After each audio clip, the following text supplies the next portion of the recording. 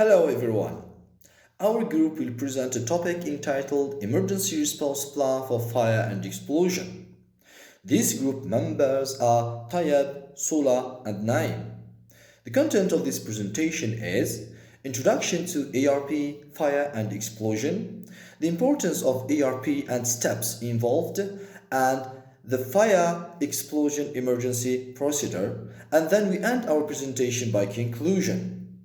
The first thing we should start with is understanding emergency situation. Emergency situation is a critical situation that could cause an immediate harm, risk, or danger to human life and health, buildings, and environment.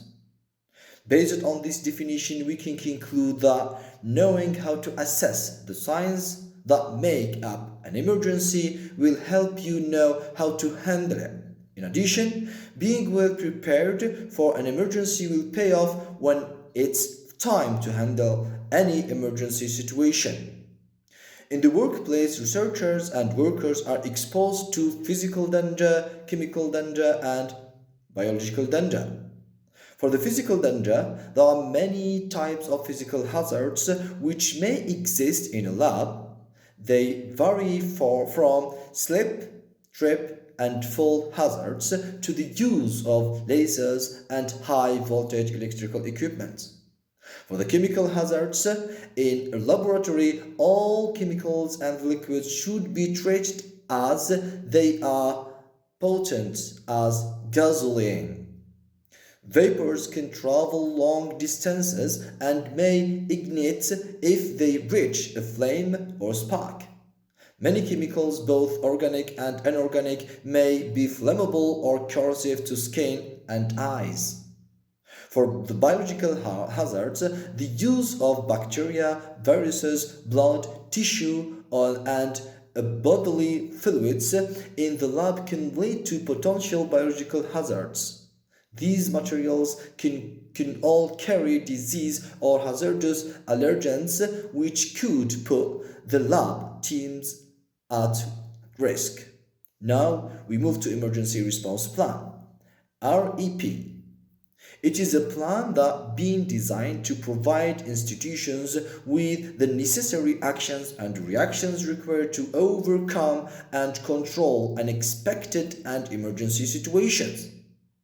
ARP must include three important stages, namely who to contact, how to act, and resources to use.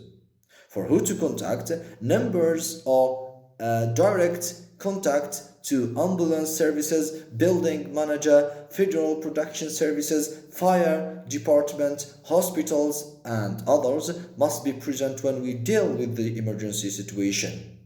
For how to act, training should be provided to teach the personnel how to act in case of emergency.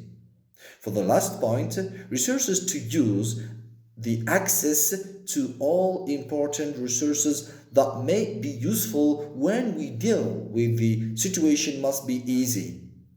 When we deal with an emergency situation, we must control our actions to follow the following priorities.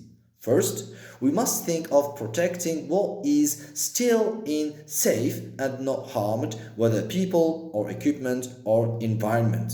Second, mitigation. We have to minimize the impact of the incident as maximum as we can. And then we can deal with cleaning up the area after finalizing the intervention work. As in our presentation, we are going to deal with fire and explosion. Here we have to define fire and explosion and highlight their causes. Fire is exothermic chemical process of combustion caused by a rapid oxidation reaction which releases reactions products, heat and light. Combustion involves many intermediate steps. Free radicals are created and react with each other. Some of these processes may be endothermic, but overall the process will release more energy than it absorbs. Exothermic. These processes can be stopped using extinguishing agents such as halogens. These interrupt the intermediate reaction and inhibit combustion. The combination of heat, oxygen, and fuel produces fire. And the main causes of fire are faulty appliance, flammable chemicals, spillage, and faulty fuel tank. Explosion. Explosion is a sudden increase of pressure and temperature due to oxidation or other exothermic reaction. We can talk here about four factors: oxygen or air, ignition source, flammable material in the production process or surroundings. Number four, particular ratio between oxygen and flammable material.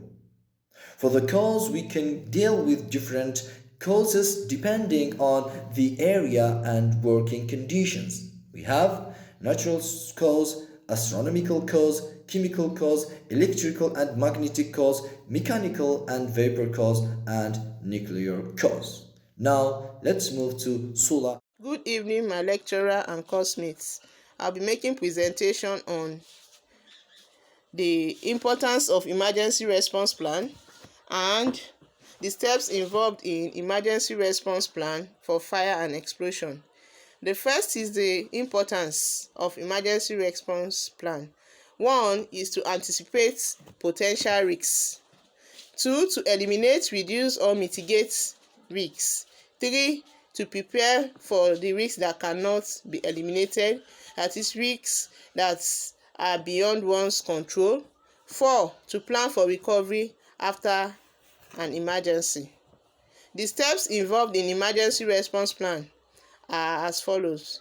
We have first, prevention. Prevention refers to actions taken to avoid or stop an accident from occurring, and this can be achieved by one, the use of flammable, reactive, or explosive materials should be done correctly. Two, closing or switching off of any appliances that can produce heat or fire when not in use. Three, all flammable chemical containers should be kept securely closed and stored safely. Four, chemicals and systems should be used in fume hood for lab work. Five, maintain easy access to all electrical control panels and alarm equipment. The second step involved is preparedness, and this refers to identified efforts to prepare for an accident or emergency.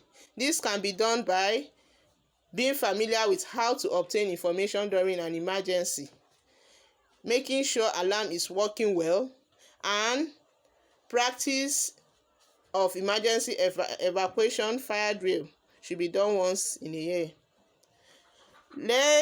Learning the sign for emergency in the workplace is also very important.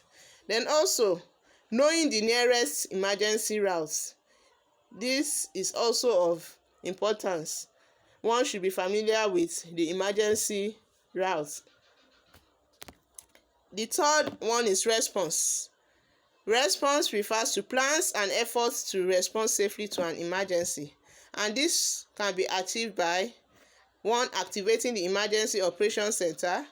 Two, emergency rescue and medical care should be on ground. Three, firefighting. Fire extinguishers should be available and accessible at every location.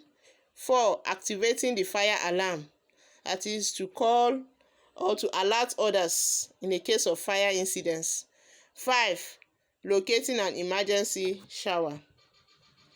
The fourth one is recovery, and this refers to actions taken to restore condition.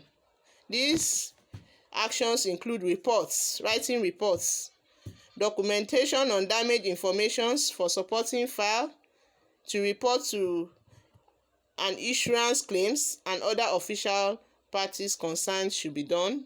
Then two, repair of damages, if possible, caused by fire and explosion, such as building of laboratory and equipping it. Thank you for listening. Hello everyone, my name is Dr Ibrahim, so I'm gonna represent my part which is fire explosion emergency procedure. So this is where I explain to you what you have to do in this kind of scenario. Okay, so procedure is depends on situation. So there's two general situation. The first one is small scale fire, and another one will be the large scale fire or explosion. So I will just grouping this large scale fire and explosion together. So for this kind of station, what will you have to do? You just run or hide or yelling like in this picture? Of course no. Do not ever panic. Just remain calm. That's the number one thing you have to do in every kind of emergency situation.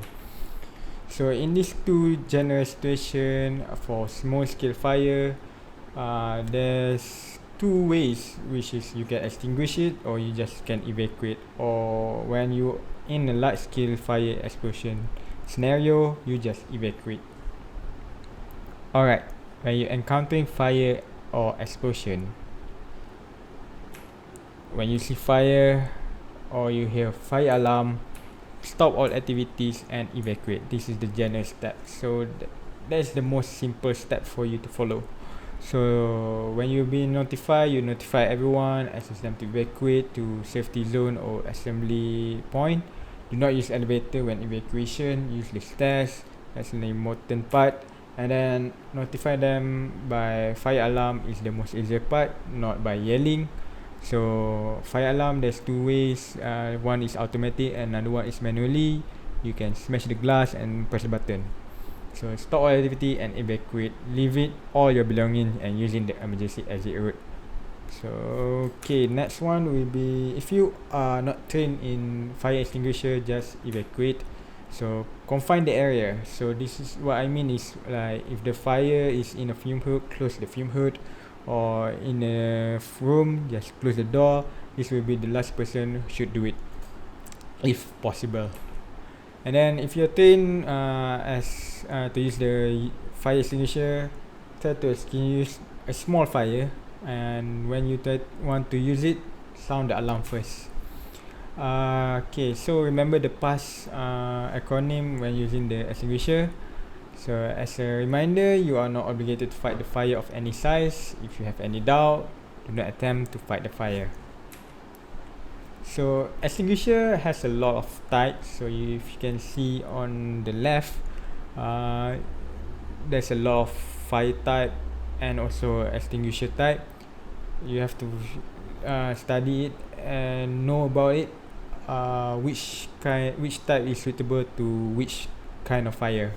So usually we see is ABC powder, which is almost all type of fire is very suitable. So for acronym, for the past acronym, number one is you should pull the pin and then go to A, which is the next one is aim, and then third one will be squeeze, and then the fourth one will be sweep. So this is the past acronym, how to use extinguisher. So when you encountering large fire, do not attempt to extinguish it. Let the professional handle it. So let the firefighter handle it. So at evacuation site, any person or a coordinator must call emergency contact, which is in Malaysia is 999, MERS, Malaysia Emergency Response Service. So do not re-enter the building until informed by officer. That's the important part. And then if you are trapped due to smoke or flame, close the door, seal any hole with clothes or wet towels.